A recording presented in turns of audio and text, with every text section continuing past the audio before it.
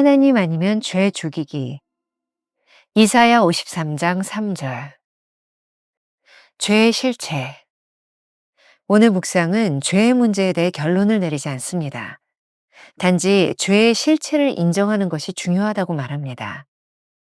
논리적인 차원에서도 죄의 실체를 인정해야만 예수 그리스도께서 오신 이유에 대한 유일한 설명이 되고, 또한 우리 삶의 슬픔과 고통에 대해서도 설명이 될 수 있습니다. 죄의 실체를 인정할 때 우리는 슬픔에 직면하게 됩니다. 오늘 원문 제목이 슬픔의 인식인 이유입니다. 우리는 처음부터 죄의 실체를 인정할 수 없었습니다. 이성과 본능으로 충분히 죄를 통제하고 교육해서 하나님처럼 될 수 있으리라 생각했습니다. 하지만 이런 생각은 환상에 불과했습니다. 죄가 우리의 이런 모든 계산을 뒤집어 놓은 것입니다. 죄는 엄연한 사실이지 어떤 결함이 아닙니다. 우리는 반드시 이 점을 인정해야 합니다. 죄는 실제로 하나님께 대항하는 반란 행위입니다. 그리스도인의 삶에서 하나님과 죄, 둘 중에 하나는 반드시 죽어야 합니다. 최초의 인간이었던 아담과 하와가 하나님께 불순종하여 선악과를 따먹은 죄를 범한 순간, 그들의 삶에서 하나님의 다스림이 사라져버렸습니다. 그때부터 그들은 하나님의 눈을 피해 도망하는 존재가 되었습니다. 눈에 띄지 않으면서 어떻게 다스림을 받을 수 있겠습니까? 하나님의 다스림을 떠났다면 그것은 곧 죄의 영향 가운데로 들어가는 것입니다. 죄의 정점은 그리스도를 십자가에 못 박는 순간이었습니다. 그러나 예수 그리스도께서는 죄의 권세를 물리치시고 부활하셨습니다. 이 땅에서 하나님이 행하셨던 역사는 우리에게도 동일한 역사적 사실이 될 것입니다. 그리스도의 십자가가 없다면 죄의 실체를 인정하는 일은 절망일 것입니다. 죄를 이기신 십자가의 능력을 믿을 때 우리는 기꺼이 죄를 이기는 사람이 될 것입니다. 김병선 목사의 매일 만나 365, 오늘은 6월 23일 하나님 아니면 죄 죽이기, 이런 제목인데요. 먼저 죄의 실체라는 주제를 다뤄보도록 하겠습니다. 오늘부터 3일 동안 우리는 슬픔과 죄에 관한 짧은 시리즈를 함께 묵상할 것입니다. 이 시리즈는 챔버스 목사가 1917년 6월 10일 이집트의 치열한 전쟁터에 있던 군인들에게 전한 고통과 슬픔에 관한 메시지였다고 합니다. 하나님의 입장에서 보면 당시 전쟁터의 군인뿐만 아니라 우리 모두가 고통과 슬픔의 존재가 아닐까요? 혹시 지금 슬픔을 느끼고 있나요? 그렇다면 이 슬픔의 근원은 무엇인가요? 오늘 묵상은 죄의 문제에 대해 결론을 내리지 않습니다. 단지 죄의 실체를 인정하는 것이 중요하다고 말합니다. 챔버스의 글입니다. 논리적인 차원에서도 죄의 실체를 인정해야만 예수 그리스도께서 오신 이유에 대한 유일한 설명이 되고, 또한 우리 삶의 슬픔과 고통에 대해서도 설명이 될 수 있습니다. 죄의 실체를 인정할 때 우리는 슬픔에 직면하게 됩니다. 오늘 원문 제목이 슬픔의 인식, 그렇게 제목을 잡은 이유이기도 하죠. 우리 인간들은 처음부터 죄의 실체를 인정할 수 없었습니다. 이성과 본능으로 충분히 죄를 통제하고 교육해서 하나님처럼 될 수 있으리라고 생각했던 것이죠. 하지만 이런 생각은 환상에 불과한 것이었습니다. 죄가 우리의 이런 모든 계산을 뒤집어 놓은 것이죠. 혹시 오늘 묵상을 하면서 죄는 얼마든지 이길 수 있는 것, 그렇게 생각하는 분들이 있으신가요? 제가 너무 비관적일지 모르지만 저는 스스로를 돌아보면서 인간이 참 악한 존재라는 생각을 합니다. 무엇보다도 죄의 경향성을 부인할 수 없다고 생각합니다.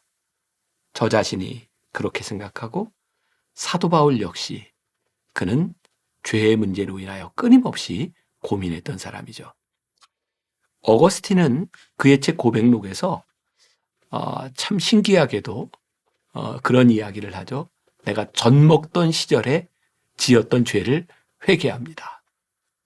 아무것도 모르던 갓난아이 시절, 남아도는 어머니의 젖을 다른 아기에게 주는 것, 그것 때문에 시기하며 울었던 그 죄성, 소년 시절 친구들과 함께 무리지어 죄를 지은 모습들, 그 모든 것들을 회개하고 있어요.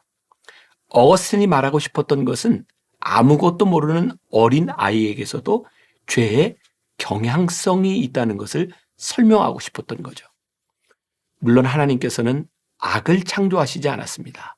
그러나 우리는 삶에서 선한 영역이 점점 줄어들 때 그 안에 악한 것들의 존재들을 경험하게 됩니다. 어떻게 우리 인간이 100% 완전한 존재가 될 수 있겠습니까? 그러니 우리 안에 있는 죄성 혹은 죄의 경향성을 인정하는 것이야말로 주의 도우심과 은혜를 구하는 가장 기본적인 태도일 것입니다. 우리가 영접 기도를 할 때 제일 먼저 하는 게 뭔가요? 주님, 저는 죄인입니다. 어쩌면 오늘 이 묵상, 하나님의 말씀을 대하고 있는 우리들이 죄에 대하여 우리가 이렇게 연약한 존재입니다. 우리는 죄인입니다. 라는 고백에서부터 오늘 이 묵상은 아주 파워풀하게 우리의 삶을 바꿔놓는 말씀이 될 수 있지 않을까요? 손봉호 교수님의 책 나는 누구인가에 보면 죄의 실체와 그리스도의 필요성에 대하여 말하고 있습니다. 자신과 사회의 모든 문제를 스스로 해결할 수 있다고 생각하고 하나님을 우습게 본 현대인이 과거 어느 때보다 더 큰 문제에 봉착해 있고 그 모든 문제가 근본적으로 하나님을 우습게 보는 태도, 즉 죄의 결과임을 인정해야 한다면 현대인도 그 죄를 용서받지 않으면 안 될 것이다. 하나님께서 우리의 죄를 용서받을 길을 제시하셨고 그 길이 바로 십자가에 못 박히신 예수를 그리스도로 곧 구주로 받아들이는 것이라고 한 이상 현대인에게도 예수는 누구 못지않게 필요한 존재인 것이다. 과학적 사고에 지배당한 현대인들은 이런 신화 같은 이야기를 받아들이기가 매우 어렵겠지만 그것을 받아들이기 어렵게 만든 현대인의 그 교만이 바로 죄의 가장 핵심적인 요소이며 바로 그 때문에 모든 문제가 생기고 현대 문명이 비관적으로 흘러간다면 현대인은 누구보다도 더 예수를 필요로 한다고 할 것이다. 죄란 무엇일까요? 챔버스의 글을 인용합니다. 죄는 엄연한 사실이지 어떤 결함이 아닙니다. 우리는 반드시 이 점을 인정해야 합니다. 죄는 실제로 하나님께 대항하는 반란 행위입니다. 그리스도인의 삶에서 하나님과 죄 둘 중에 하나는 반드시 죽어야 합니다. 만일 우리가 죄를 어떤 결함으로만 생각한다면 큰 오산입니다.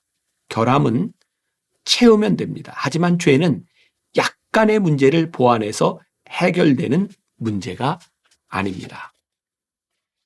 죄는 아주 실제적으로 역사합니다. 죄가 우리를 다스릴 때 우리 안에 있는 하나님의 생명이 죽습니다. 반대로 하나님의 생명의 법이 우리를 다스리기 시작할 때는 죄가 죽게 됩니다.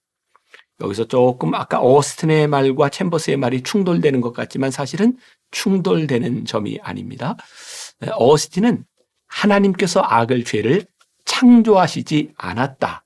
하나님은 선하시다. 그래서 죄는 창조된 피조물은 아니지만 선한 것이 줄어들 때, 하나님의 영역이 줄어들 때 우리의 삶에서 실제로 경험하는 것, 그것을 악과 죄라고 이야기하니 오늘 여기 챔버스가 이야기하는 것처럼 우리들이 하나님 편에 서지 않는다면 우리는 필연적으로 죄를 경험할 수밖에 없다는 거죠. 결국 우리는 죄와 하나님 사이에 서야 되는 존재인 것입니다. 로마서 8장 1절과 2절 말씀에 그러므로 이제 그리스도 예수 안에 있는 자에게는 결코 정죄함이 없나니 이는 그리스도 예수 안에 있는 생명의 성령의 법이 죄와 사망의 법에서 너를 해방하였음이라 라고 말씀합니다. 최초의 인간이었던 아담과 하와가 하나님께 불순종하여 선악과를 따먹은 죄를 범한 순간 그들의 삶에서 하나님의 다스림이 사라져버렸습니다. 그때부터 그들은 하나님의 눈을 피해 도망하는 존재가 되었습니다. 눈에 띄지 않으면서 어떻게 하나님의 다스림을 받을 수 있겠습니까? 하나님의 다스림과 죄 사이에 중간지대는 존재하지 않습니다. 하나님의 다스림을 떠났다면 그것은 곧 죄의 영향 가운데로 들어가는 것입니다. 죄의 정점은 그리스도를 십자가에 못 박는 순간이었습니다.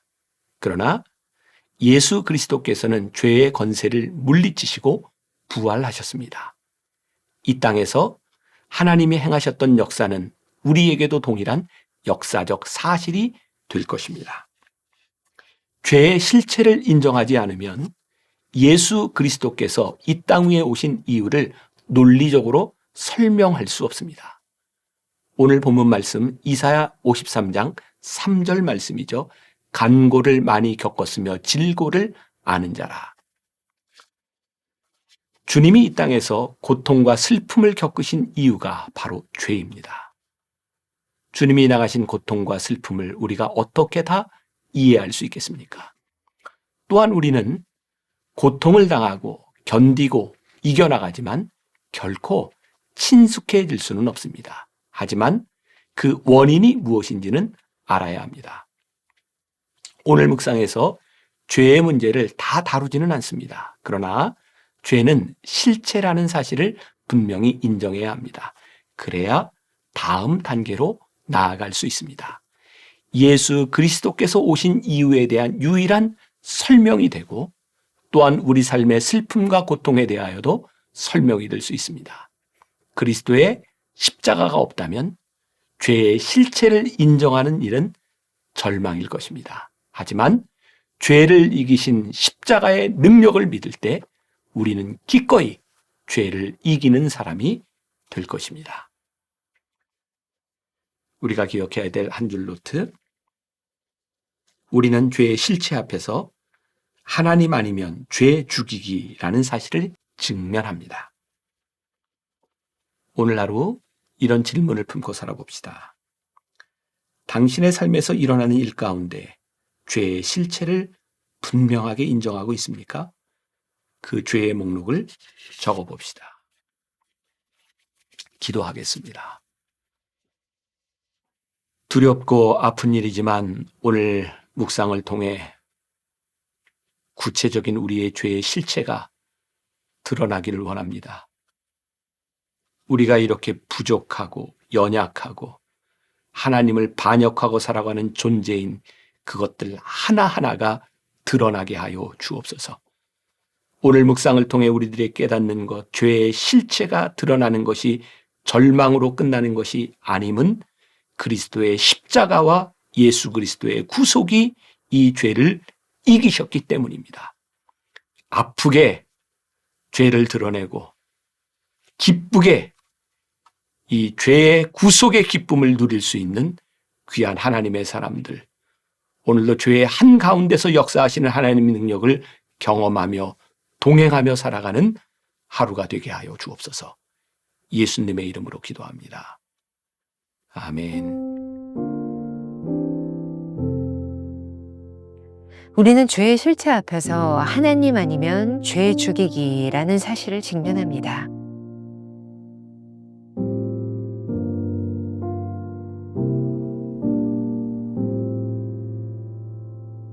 당신의 삶에서 일어나는 일 가운데 죄의 실체를 분명하게 인정하고 있습니까?